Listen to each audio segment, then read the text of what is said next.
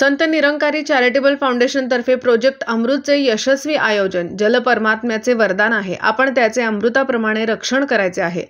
सद्गुरू माता सुदीक्षाजी महाराज. खानापूरच्या निरंकारी स्वयंसेवकांनी केली खानापूर तलावाजवळील पाणीसाठ्याची स्वच्छता.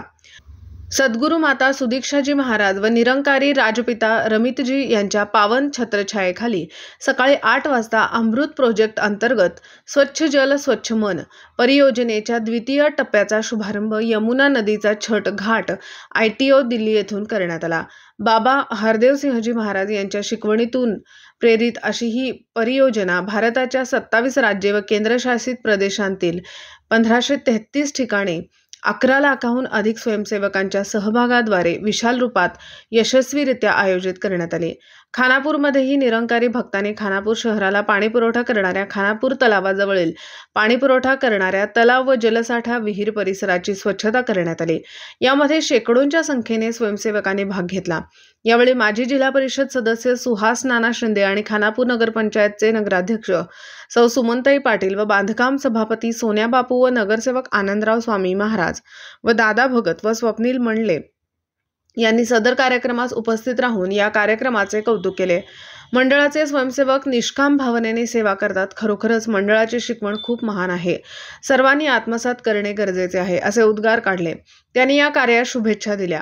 खानापूर येथील कार्यक्रमाचे नियोजन खानापूर शाखेचे सेक्टर संयोजक दत्तात्रय जगताप, सेवादल विभागाचे शिक्षक सागर जाधव PSI यांनी केले.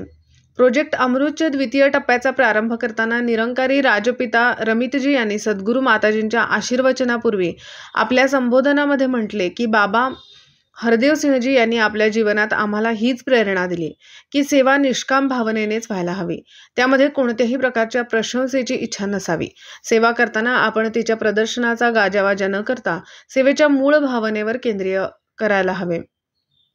स्वतःचे आंतरिक परिवर्तन घडवून आणण्याकडे आपले लक्ष द्यायला हवे, कारण त्यातूनच समाज आणि जगामध्ये परिवर्तन घडून येऊ शकते.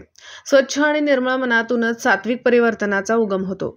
सद्गुरू माताजींनी प्रोजेक्ट अमृत या प्रसंगी आपल्या पावन आशीर्वचनामध्ये सांगितले की आपल्या जीवनात पाण्याला फार महत्त्व आहे. जल हे अमृता समान होय.